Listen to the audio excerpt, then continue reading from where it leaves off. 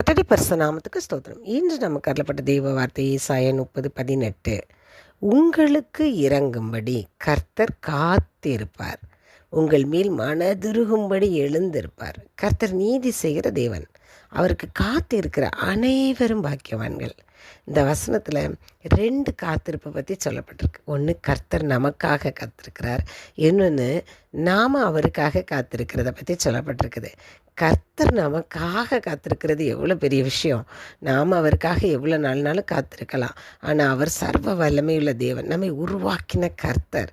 அவர் பராக்கிரமசாலி. அவர் நினச்சா எல்லாத்தையும் மாற்றி போட முடியும். ஆனாலும் அவர் நம்முடைய பிள்ளை எப்போ திருந்தி மனம் மாறி தன் தவறுகளெல்லாம் உணர்ந்து என்கிட்ட வருவான்னு சொல்லி காத்து இருக்கிறார். அவர்களுக்கு இறங்குறதுக்காக காத்திருக்கிறார். ஏன்னா அவர் இரக்கமும் மனதுருக்கமும் உள்ள கர்த்தர் அவர். அதனால்தான் நமக்காக, தன்னுடைய பிள்ளைகளுக்காக அவர் காத்திருக்கிறார். ஒருவர் வீணாய் போயிடக்கூடாதுங்கிறது தான். அதனால தான் அவர் அந்த இரக்கத்தோடு காத்திருக்கிறார். அதனால தான் என்ன சொல்லியிருக்காங்கன்னா, கர்த்தர் இறங்கி நமக்கு எல்லாம் செய்கிறதுக்கு தயாராக இருக்கிறாங்க. அப்படிப்பட்ட தேவனை நம்ம மனம் திரும்பி வந்த உடனே நம்மளுக்கு வேண்டியதெல்லாம் அவர் தரணும்னு நம்ம எதிர்பார்க்கறது எப்படி நியாயமாகும்? ஏன்னா அவர் நீதி செய்கிற தேவன். நம்ம நீதியின்படி தான் அவர் எல்லாருக்குமே ஒரே மாதிரி நீதி செய்கிறவர். அதன்படி தான் அவர் தருவார்.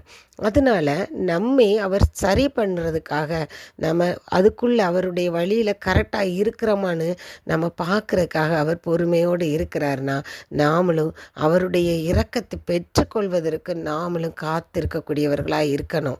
ஏன்னா சர்வ வல்லமையுள்ள தேவன் காத்திருக்கும் போது நாம் அவருடைய இரக்கத்தை பெற்றுக்கொள்வதற்கு காத்திருக்கிறதுல தப்பே இல்லை. நம்மை அவர்கிட்ட ஒப்பு கொடுக்கணும். நம்முடைய பாதைகள் எல்லாம் சரியாக்கி நம்ம காத்திருக்கும் போது நிச்சயமாய் கர்த்தர் நம்மேல் இரக்கமாய் தருவார்.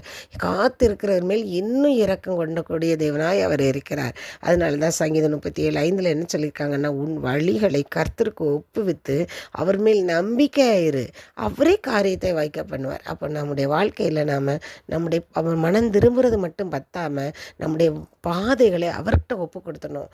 அவர் சொல்கிறபடி நடக்கிறதுக்கு அவர் கரத்தை பிடிச்சு கொண்டவனா இருக்கும்போது தான் நம்முடைய பாதைகள் செவ்வையாய் மாறும். அப்படி செவ்வையாய் மாறும்போது நிச்சயமாய் கர்த்தர் நமக்கு நன்மை செய்யக்கூடியவராக இருக்கிறார். ஸ்தோத்திராஜா, நன்றி துதிக்கிறோம். அப்பா, உங்களுடைய வார்த்தைகளுக்கு நன்றி தகப்பனே. நாங்கள் உண்மை பற்றி கொண்டவர்களாய் தகப்பனே, உமக்காக உங்களுடைய இரக்கத்துக்காக காத்திருக்கக்கூடியவர்களாக இருக்க நீங்கள் எங்களுக்கு உதவி செய்யுங்க. இயேசு கிறிஸ்து மூலம் வேண்டிக் கொள்கிறேன் பிதாவே, ஆமென்.